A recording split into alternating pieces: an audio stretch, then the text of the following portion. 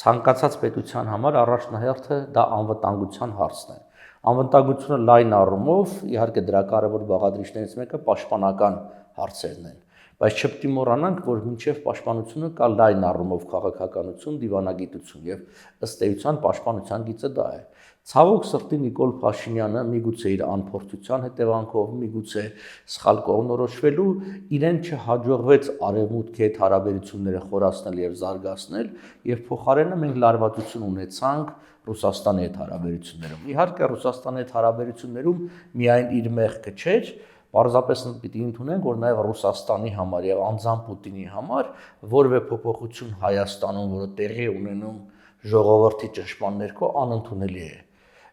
Սկզբնական ամիսներում կար որոշակի հնարավորություն արևմուտքի հետ հարաբերություններ զարգացնելու, մենք տեսանք տարբեր այցեր Միացյալ Նահանգներից, մասնավորապես անվտանգության խորհրդական եկավ Բոլտոնը,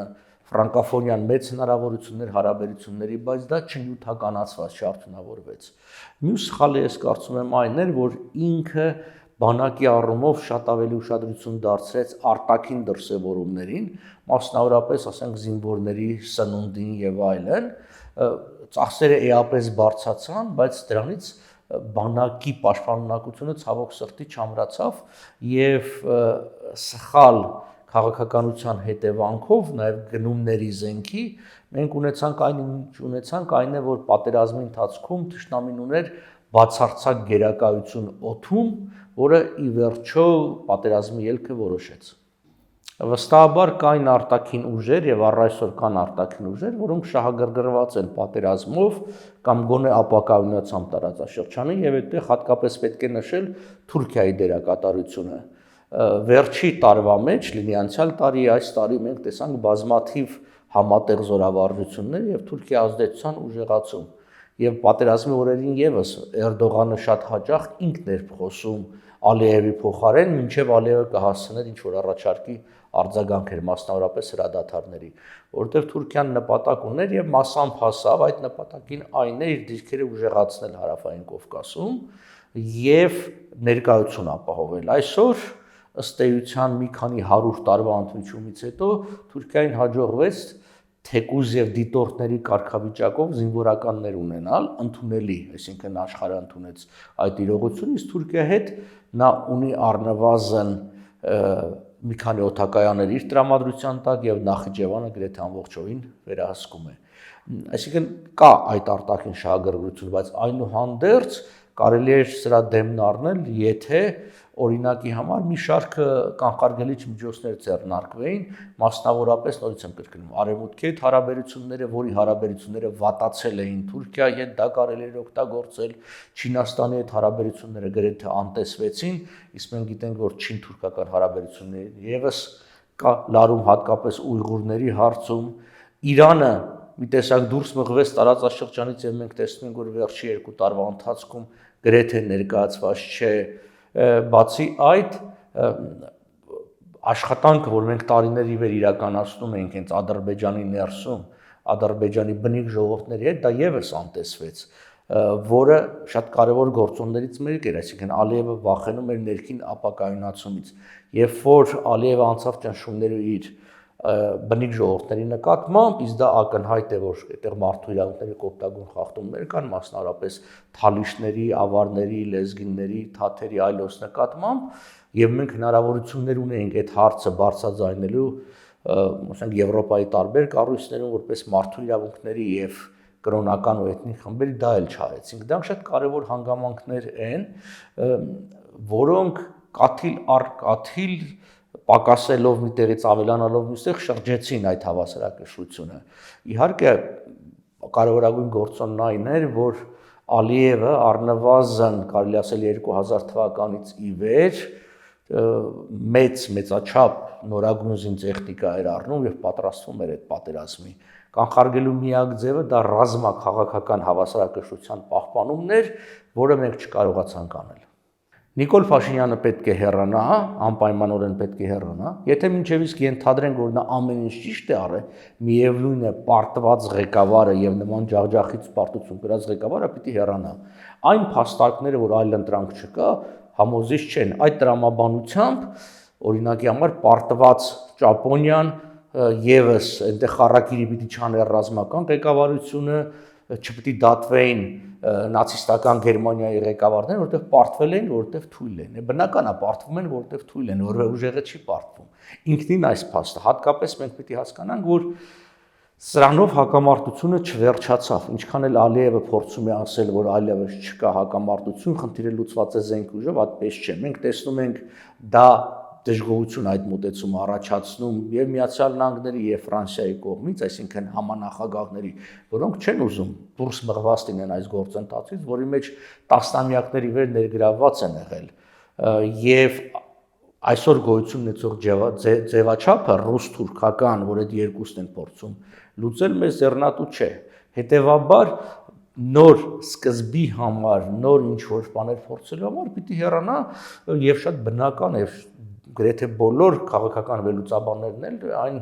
տեսակետին են, որ եթե մինչև իսկ ենթադրենք նա ունի ժողովրդի վստահությունը, միևնույն է ընտրությունների միջոցով կամ հանրաքվեի միջոցով ինքը դա պիտի վերահաստատի։ Մնացածը ենթադրությունների ոլորտից է։ 2 տարի առաջվա քվեն այսօր այս հեղաբեկիչ փոփոխություններից հետո բնավ կապ չունեցող թվեր են դրանք։ Ես արդեն ասացի, որ սանով հակամարտությունը չի լսում, հետևաբար նոր բախումներ հնարավոր են եւ դա կարող է լինել ավելի շուտ, քան մինչեւ իսկ ռուս խաղաղապահների ժամկետի լրանարը, որը 5 տարի է։ Դա երևումը Թուրքիայի ահագնացող եւ մեծացող ախորժակով, դա երևում է այն պահվածքով եւ ռետորաբանությամբ եւ վարկով հատկապես, որ մենք տեսնում ենք Ադրբեջանում, ասենք Ադրբեջանը չնայած բազմաթիվ խոստումներին, ինքը որևէ մեկը չի կատարել եւ չի կատարի։ Այսօր էլ մենք տեսնում ենք քաղաքացիական անձանց նկատմամբ բռնությունների եւ գերեվարում, մենք տեսնում ենք չնայած ստորագրած փաստաթղթին գերիների եւ պատանդների վերադարձ չկա եւ իրենք դա ձգձգելու են, այսինքն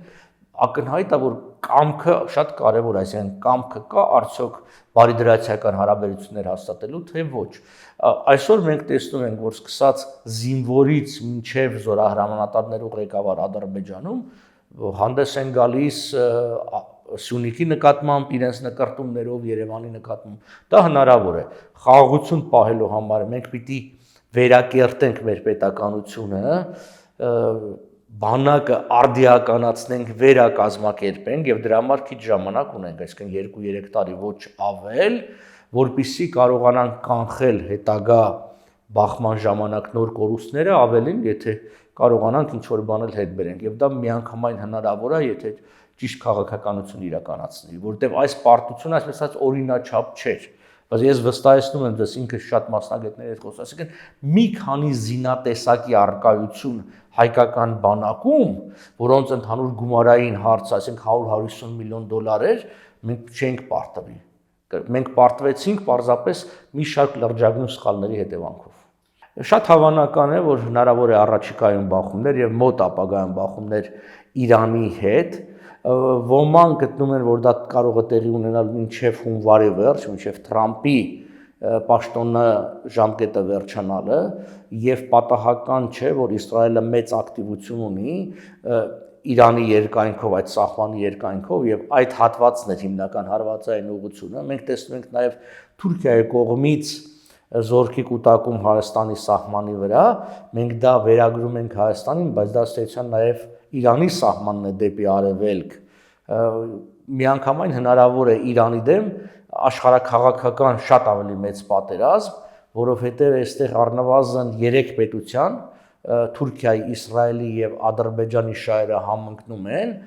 եւ գործողությունները Իրանի դեմ, մասնավորապես իրենց մեծագույն մասնագետներից մեկի ատոմային զենքի մասնագետի սպանությունը եւս դրա ցուցանիշն է։ Հետևաբար միանգամայն հնարավոր է, մենք դրան էլ պիտի պատրաստ լինենք, որովհետև մենք կարող ենք ակամայից ներքաշվել դրա մեջ։ Ռուսական զորքերը մտան Արցախ, որովհետև դա ռուսների առաջնային խնդիրն էր։ Դրա մասին հստակ ռուսները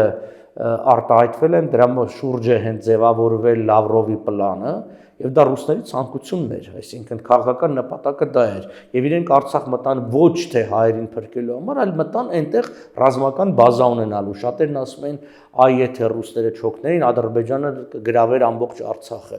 Այդ դեպքում Ռուսաստանը շահող կողմ չէր լինի, Ռուսաստանին պետք էր, որ եւ ինքը միշտ պահելու է մի բուռ հայություն եւ մի կտոր Արցախ, որտեղ պատրվակ ունենա զոհ տեղակայելու, եթե չլինեն հայերը Արցախում, ապա ինչ խաղապահի մասին խոսքն է։ Եվ դա արել է, իսկ մեծ առումով Ռուսաստանի համար տարբերություն չկար, այսինքն Արցախը կլիներ լղիմի սահմաններով 4400 քառակուսի կիլոմետր, մի փոքր ավելի մեծ կամ ավելի փոքր, իր համար խնդիրը շատ պարզ է, ունենալ Իրանի սահմաններին մոտ, հարավային Կովկասում ռազմակայան, ես վստահ եմ, որ սա վերջանալու է նրանով, ըստ ռուսական ծրագրի, որ սրանց կարգավիճակը փոխվելու են, արդեն գնում է Արցախում ակտիվ ռուսականացում, շուտով կսկսեն ռուսական անձնագրերը բաժանել եւ այդ երբ որ ժամկետը կվերջանա 4-5 տարին, այսինքն Ռուսաստանը իր ներկայությունը տեղում արդեն կհիմնավորի Ռուսաստանի քաղաքացիներին պաշտպանելու նպատակով։ Բայց դա դեռևս չի նշանակում, որ ինքը մշտապես կմնա։ Լավ գին տան դա էլ կվաճառի Ռուսաստանը, այսինքն կամ միայն գնի խնդիրը չէ։ Ռուսաստանը ինքը շատ անկայուն վիճակի մեջ է, հատկապես տնտեսական առումով մենք տեսնում ենք, եւ այսպես ասած անձակենտրոն երկիր է, Պուտինի շուրջ ամեն ինչ ձևավորված։ Պուտինի առողջականը բնավ լավ չի, եւ եթե Պուտինը առաջիկա 1-2 տարվա ընթացքում իշխանությունը փոխանցի կամ մահանա, մենք չգիտենք դեռ ինչ ներքին վիճակ կլինի Ռուսաստանում։ Մենք տեսել ենք Ռուսաստանը, որ ինչ ցնցումների միջով է անցել, դա եղել է եւ, ասենք, իրենց հոկտեմբերյան հեղաշրջման ժամանակ եւ 90-ականներին։ Դրա համար երբ որ ես մշտապես հանդես եմ գալիս այլընտրանքներ ստեղծելու քաղաքականությամբ, դա նրանից չի, որ շատերը փորձում են մեղադրել, ասում են, եթե դու արևմուտք ես նայում, ուրեմն ռուսների դեմ ես, չէ, այսպես չի։ Ես ռուսների կողմել եմ, արևմուտքի կողմել են, բայց պարզապես անվտանգության հարցը այնքան լուրջ հարց է, երկիրը չի կարող ապահովել մեկ երաշխավորի, եւ այդ մեկ երաշխավորին ապահովելու դառը փորձը մենք Արցախում արդեն տեսանք։ Նման սխալի կրկնելու պարագային մենք կկորցնենք Սյունիքը։ Ադրբեջանը համաձայնվեց, որովհետև մի շարք, այսպես ասենք, լրջագույն խնդիրներ կունենար, եթե շարունակեր։ Առաջինը, այդ բոլոր, այսպես ասած,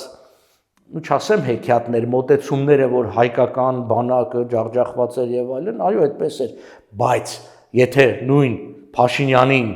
խոսքերին հավատանք, սկզբից 20,000, հիմա 35,000-անոց ասում են բանակ կար, եթե մենք 35,000-անոց բանակ ունենք, այդ համարյա այնքան է, ինչքան Արցախի բանակն է, այսինքն այդքան հեշտ չէր լինելու, բնական է, որ դիմադրությունը ուժեղանալու էր, սա մեկ, բայց սա չեմ կարծում գլխավոր պատճառն է։ Հիմնական խնդիրն այն էր, որ Ադրբեջանը Ալիևը եւս հասկանում էր, որ ռուսների բուն նպատակը ռազմակայան ստեղծելն է, այսինքն ինքը շարունակեր հարձակում, ինքը բախվելու էր ռուսական շահերի հետ։ Կարող էր Ալիևը արհամարել եւ անտեսել ռուսական շահերը, այսինքն ասեր ես հայերին բոլորին դուրս եմ մղում, հետեւաբար խաղաղապահի ներկայություն չկա։ Իհարկե չէր կարող, եւ ինքը դա հասկացավ։ Առավել եւս Ալիևին ինչ էր պետք էր իր սեփական ժողովրդին ցույց տար, որ ինքը ազատարար հաղթող նախագահ է, որը ինքը կարողացավ ցույց տա, նաև Շուշին որպես խորհրդանիշ վերցնի, այդ խնդիրները լուծես։ Մնացած ինչ է խանգարում։ Դե հիմա այնտեղ ինչ որ մի կետի վրա կլինեն ռուսները,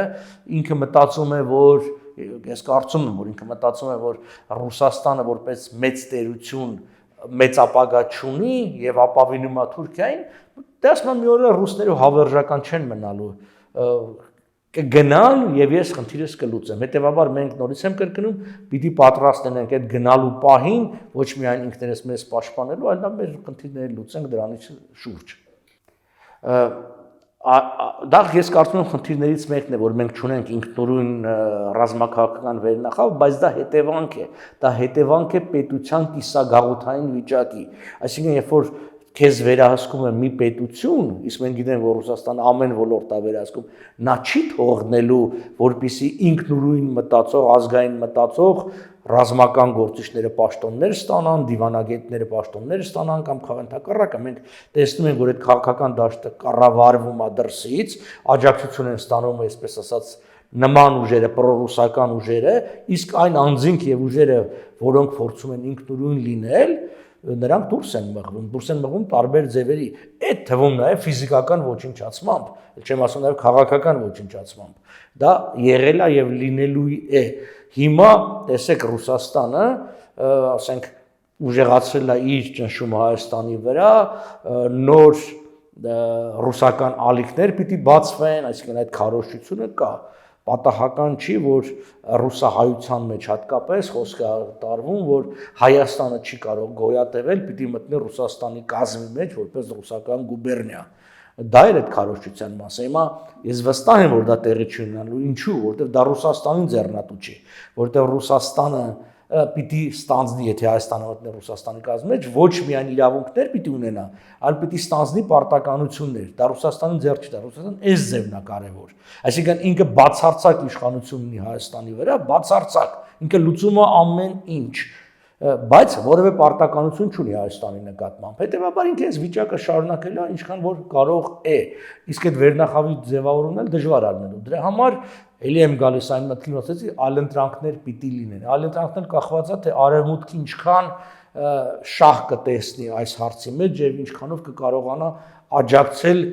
նաև այլընտրանքային ուժերին։ Բարդ հարց է, բայց ես հույս ունեմ, որ Բայդենի քաղաքականությունը մի փոքր կփոխվի, որովհետև ռուս-թուրքական մերձեցումը, որը մեզ համար, հայերիս համար կենսական նշանակություն ունի, սա, ինչ ասեմ, բացառիկ վտանգ է ներկայացնում, մենք միշտ տեսել ենք այդ մերձեցումը ինչի է բերում, բայց այնուհանդերձ դա վտանգ է նաև արևմուտքի շահերի համար, այսինքն Թուրքիան եւ Ռուսաստանը կարող են իսլամական աշխարհի հետ միավորվելով լրջագույն վտանգներ ներկայացնել, դրա համար միգուցե, ասում եմ միգուցե, որտեղ տարբեր, այսպես ասած, անորոշ կետեր կան այստեղ, միգուցե նաև արևմուտքի քաղաքականությունը փոխվի Թուրքիայի նկատմամբ, հաշվի առնելով նաև, որ Թուրքիան քաղաքականապես եւ ռազմականապես դառնում է անվերահսկելի եւ նաև արևմուտքին է ձեռնոց նետում։ Դե Տիգրան Սարգսյանը այն ապազգային ֆինանսական սպեկուլատիվ կապիտալի ներկայացուցիչներից է, որ աշխարհում շատ տեղեր կան, դրա իհարկե ամենաակնառու ներկայացուցիչը դա Սորոսն է, ոչ միայն որպես անձ, այլ որպես այսպես քաղաքականություն, երբ որ չկա հայրենիք, չկա ոչինչ, այսինքն կա փող եւ շահույթ։ Դա Հայաստանի համար կործանարար է, որտեվ իմաստ չունի։ Այդ դեպքում ինչ իմաստ ունի մնալ Հայաստանում եւ տառապել եւ դառնալ ընդհանուր ինչ որ մի բանի նման մի բան, հենա բոլորս էլ 2 միլիոն ժողովուրդ են, կծրվենք, կգնանք Ֆրանսիա, Ամերիկա, Ռուսաստան, չաղ ու երջանիկ կապրենք։ Մենք այստեղ ենք որպես որ հայ ապրենք։ Եթե պետք է ապրելով Հայաստանում դադարենք հայ ապրելուց, նորից եմ կրկնում, իմաստ չունի ոչ Հայաստանի գոյությունը, ոչ հայության գոյությունը։ Եվ ցավոք սրտի այդ տիպի մարդիկ են խրախուսվել եւ խրախուսվում դրսի ուժերի կողմից հատկապես, որովհետև նրանք հարմարեցնում են երկիրը այդ քաղաքականությանը։ Ես ընդհանրապես գտնում եմ, որ ինքնանպատակ չի ազգերի եւ պետությունների գոյությունը, պետություն դազգի կազմակերպման լավագույն ձևն է եւ բարձրագույն ձևն է։ Այդ ինքնությունը պահպանման հարց է։ Տեսեք, եթե մենք մարդկությունը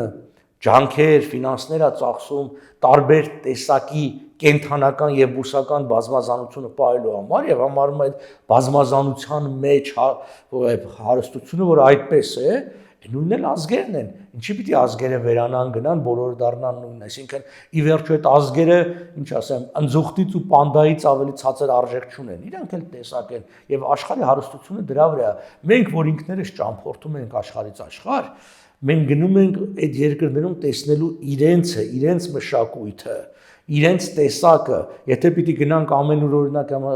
Հիլտոն եւ Շերատոն հյուրանոցներում մնալու տեսնելու, դա ամենտեղ նույնն աշխարհում։ Կամ երբ որ խոհանոցներն ենք, չէ, գնում փորձում ենք տարբեր տեղեր, միայն փոր լցնելու համար չի, այլ ինքնին դա հետաքրքիր, դա ինքնության պահպանման հարցն է։ Դրա համար ես ընդհանրապես գտնում եմ, որ աշխարհի շահի տեսակետից այդ բազմազանությունը խիստ կարևոր է, բացի այդ բազմազանությունը հնարավորություն է տալիս որոշակի հավասարակշռության բերել աշխարհը, ինչքան բազմազան է, երբ որ տեսեք այս պանթուրքիզմը կամ պանթուրանիզմը ինչու է վտանգավոր, որտեղ ինքը այդ բազմազանության փոխարեն ստեղծում են այսպես ասած մեծ բլոկներ, միատիպ միակերպ եւ դրանց բախումները շատ ավելի վտանգավոր են դառնում, այսինքն ժամանակին պանսլավիզմ կար, պանթուրքիզմ, այդ ամբողջը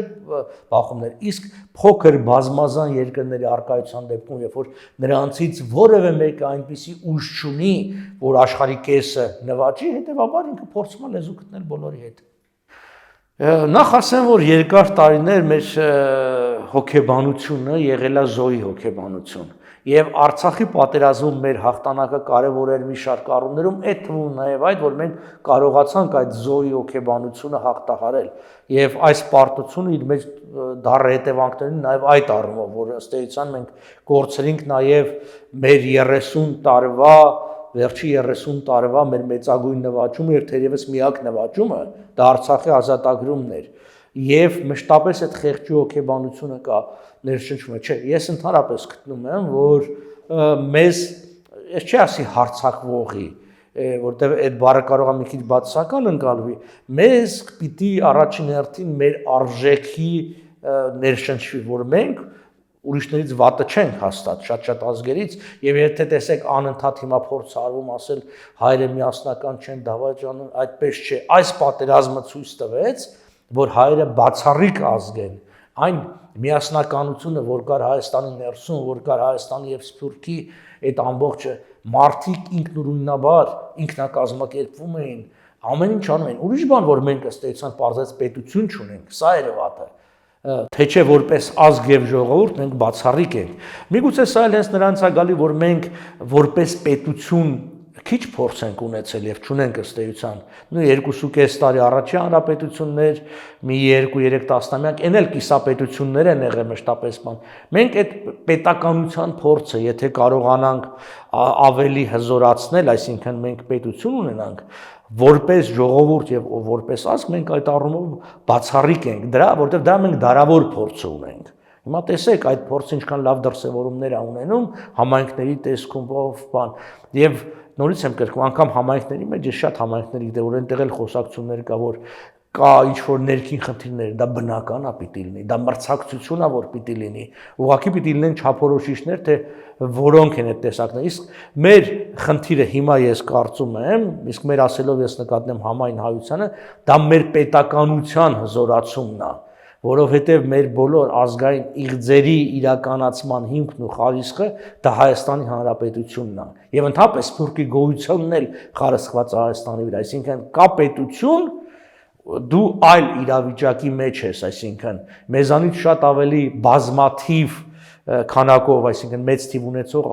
ազգեր ու ժողովուրդներ կան աշխարհում բայց քանի որ իրանք այդ պետությունը չունեն իրենց ընկալումը աշխարհի կողմից լրիվ այլ է Հետևաբար ես կարծում եմ, որ ճիշտ քաղաքականության դեպքում Հայաստանը կարող է իր որպես պետություն իր արժանի տեղը ունենալ միջազգային համայնքի մեջ։ Ցանկացած երևույթի մեջ, այդ թվում մեծ աղետների մեջ կան նաև հնարավորություններ։ Հետևաբար, այո, սա ծանր պարտություններ մեզ համար, բայց սա մեզ դաս պիտի լինի, եւ սա կարող է դառնալ հնարավորություն, նոր վերելքի սկիզբ։ Ես դրա սաղմերը տեսնում եմ, ցավոք սրտի նորից ոչ պետության մեջ։ Ես իմ շրջապատում ես տեսնում եմ, որ մեր գիտնականները ինչ արագությամբ մտել են նոր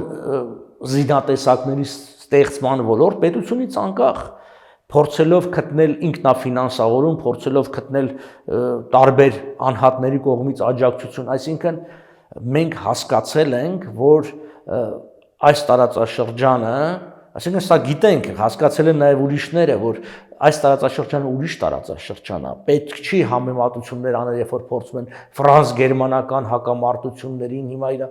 Մենք էլ մի օր կարող է գա, բայց դա կարող է լինի 100 տարի, 200 տարի, բայց մենք պիտի հասնենք դրան, քանի որ մեր թշնամիների խնդիրը այլ է մեզ ոչնչացնելու խնդիրն է։ Իսկ ոչնչացնել ասել ես չեմ ասում անպայման բոլորին կոտորել, որպես պետականություն, այսինքն զրոացնելու ձևական գոյության վրա, որի շեմին մենք կանգնած ենք, ըստ էության ցավոք սրտի մեր պետությունն այսօր շատ, այսպես ասած, դե ֆակտո չկա, ինքը դե յուրե գոյություն ունի։ Այսինքն դե յուրե մենք ճանաչված ենք պետություն, բայց մենք որևէ լուրջ որոշում ինքնուրույնաբար այսօր չեն կարող կայացնել։ Սա է շատ կարևոր որպես ինքնուրույն, որտեղ օգնում են ինքնուրույն եւ ինքնաբավ, ինքնիշխան երկրներին։ Սա կարևոր հանգամանք է, այստեղ շատ կարևոր է հավասարակշռությունը, որը մենք կարողանանք պահել, դա խախտվել է, մենք երկար տարիներ դա կարողացել ենք անել, բայց վերջի շրջանում խախտված է։ Այսինքն արևմուտքը Հայաստանին աջակցելու մեջ պիտի իր շահը տեսնի, Ռուսաստանը եւս իր շահը պիտի տեսնի, այսինքն մենք պիտի կարողանանք բոլորի շահերը մեկտեղել։ Ցավոք սրտի մենք ունեցանք այսօր հակառակ վիճակը, ընդհակառակը, այստեղ տեղ ունեցավ բախում, այստեղ մի քիչ իհարկե խնդիրը անձնավորված էր այդ Պուտինի վախը գունավոր հեղափոխություններից, իր վերջի ելույթի մեջ նա բացահայտորեն ասեց, այսինքն որ գունավոր հեղափոխության ճանապարհը տանում է դեպի դժոխք։ Սա ցուցանիշ էր իր, թեև Հայաստանում ինչ գունավոր հեղափոխություն, Հայաստանում ընդհանրապես հեղափոխություն լայն առումով չէր եղել իշխան, բայց դա անձնական վախերն էր իր, որը սրվում էր իհարկե իր անցյալի կագեբեական անցյալով, իր ներքին խնդիրներով եւ Ռուսաստանի թուլացմամբ։ Մենք տեսնում ենք, որ Ռուսաստանը վախեցավ բախման գնա եւ վախում այլ այսօր բախման գնա Թուրքիա եւ չեմ ասում արևմուտքի հետ։ Դրա համար այս իրողությունները մենք հաշվի պիտի առնենք եւ հավասարակշիռ քաղաքականությամբ եւ նոր զինատեսակներով հագեցված բանակով եւ կազմակերպված պետությամբ բոլոր մարտահրավերները պիտի չեզոքացնենք։